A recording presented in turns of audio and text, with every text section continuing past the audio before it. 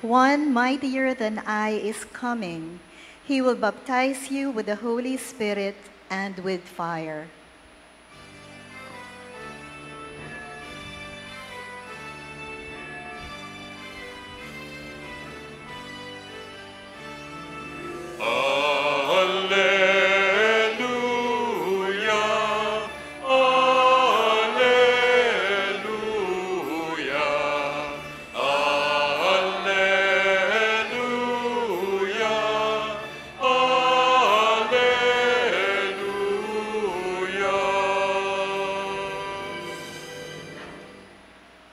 The Lord be with you. And with your spirit. A reading from the Holy Gospel according to Luke. Glory to you, O Lord. The people were filled with expectation, and all were asking in their hearts whether John might be the Christ. John answered them all, saying, I am baptizing you with water, but one mightier than I is coming. I'm not worthy to loosen the thongs of his sandals. He will baptize you with the Holy Spirit and fire. After all, the people had been baptized, and Jesus also had been baptized and was praying. Heaven was opened, and the Holy Spirit descended upon him in bodily form like a dove. And a voice came from heaven, You are my beloved Son. With you I am well pleased. My dear friends, the Gospel of the Lord. Praise to you, Lord Jesus Christ. Good evening, sisters and brothers in Christ. Peace and blessings to everyone. One of the deepest desires of the human heart is for us to belong to God's kingdom. God's kingdom here on earth and in heaven. Isa ho sa pinaka-inaasam-asam natin ang mapabilang sa kaharian ng Diyos. At napakaklaro ho, sinasabi ng Ebanghelyo, if we want to belong to God's kingdom, we must possess the heart of a child. We must be childlike, not childish. Ang hangarin na magkaroon ng puso ng isang bata, hindi lamang magmukhang bata.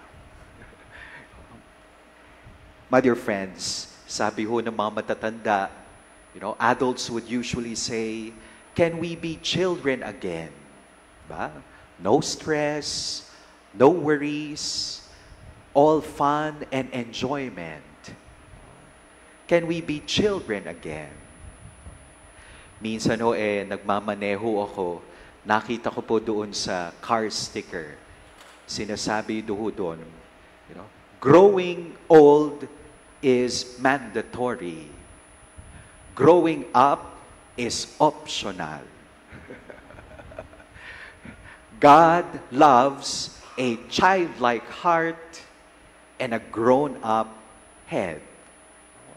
Yes, children are cute, are cuddly. They could be the apple of our eyes. But sometimes children too are challenging in their shifting moods and tantrums. My dear friends, tonight, as we celebrate the liturgy of the feast of the Lord's baptism, tonight is also the third day Novena Mass in honor of the patron of the chapel, Santo Niño. We are called to be childlike. And how can we be childlike again?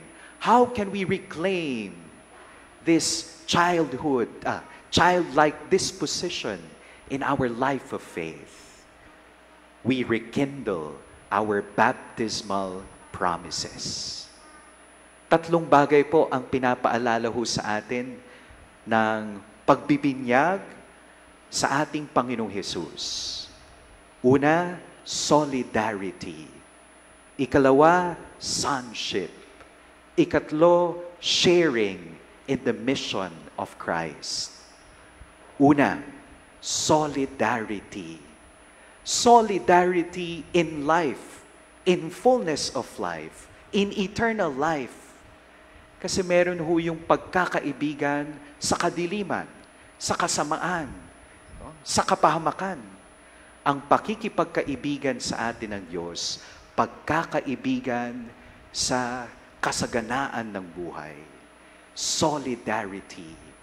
The sinless one, our Lord Jesus, allowed himself to be baptized in the river Jordan. Solidarity in fullness of life, not solidarity in sin. Yun po ang tunay na kaibigan. Ang tunay na kaibigan, dadalhin po tayo sa Diyos. Ilalapit tayo sa Diyos. Ilalapit tayo sa katotohanan. Hindi ho sa kapahamakan. Solidarity in fullness of life. Ikalawa po, sonship. Hindi lamang po tayo tinatawag na kaibigan ng Diyos. Sa ating pagpapabinyag, hindi lamang tayo tinatawag na mga kaibigan ng Diyos. Tayo po ay inaangkin niyang bilang mga anak. Adopted children of God. Ganun po ang Diyos kapag sinabi, I love you. Yan. Kayo ho ba kapag sinabihan ho kayo, I love you, ano po ang inyong emotion or feeling? Ha? Ano po? Kinikilig ho ba kayo? Kapag kayo ay sinabihan ng I love you, kapag ang Diyos nagsabi, I love you, ibig sabihin ho nun, I want to be with you forever. Kapag ang tao nagsabi, I love you, kuminsan kabahan ka. Kapag ang tao nagsabi, I love you, it only means, I own you.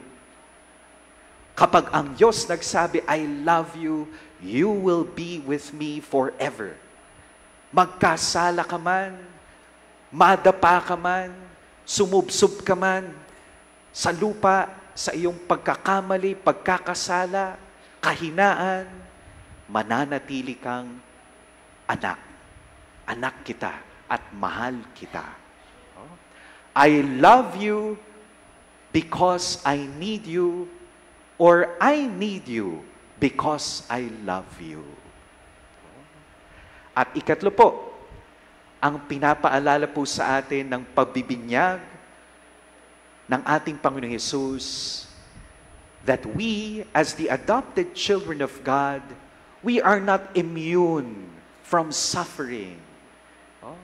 We are called to share in the Paschal mystery of Jesus. Ang salitang baptism, ibig sabihin immersion. Hindi ba kapag nagbibinyag, yung kuminsan yung adult baptism, di ba? You are being immersed in water. Yung ulo ng bata, kuminsan, di ba? Instead of pouring, nilulublob. Ganon po ang ating buhay. Di ba? Nilulublob tayo, aahon tayo, muli tayong ibababad. Ganon ang buhay natin. Paschal mystery. Life, death, new life. We are called to fullness of life, sharing in the Paschal mystery of the Lord. My dear friends, as we rekindle these baptismal promises, we are called to be childlike. And how can we be childlike in view of our baptismal promises? Tatlong bagay. Muli, laughter, littleness, and being light. Una, laughter. One of the best tools that we can have this year, one of the best surviving tools is laughter. Ngumiti ka, tumawa ka habang meron ka pang ngipin. Diba? Tignan nyo yung mga bata. They live at the present moment. Diba? Ang sarap-sarap nilang tumawa. Laughter, candidness, wonder. Spiritual life needs seriousness, but real spiritual life involves humor, laughter, lightheartedness, candidness, wonder. Diba? O, diba? Wonder. I think what we lack nowadays is not the will to believe, but the will to wonder. Pagkamangha katulad na isang bata. Ikalawa, being light. Ito nga daw ang misteryo ng Pasko. Ang Diyos na napakalaki naging isang maliit, katulad ng isang bata. So we could carry Him anywhere, anytime. Kayo ba ay magaan? Ha? Bumagat po yung timbang ko, Father, nung December. No? If we want to have really a new year, we must travel light like a child. We travel safest, farthest, fastest when we travel light, lightheartedness. At ikatlo, listening.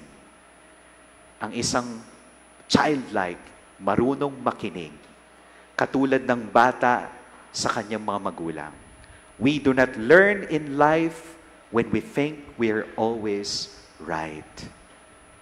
So, my dear friends, these two feasts once again remind us, the feast of the Lord's baptism, the feast of Santo Niño, araw-araw po tumatanda tayo. Araw-araw. We grow old each day. But in the eyes of God, we remain His children. Amen.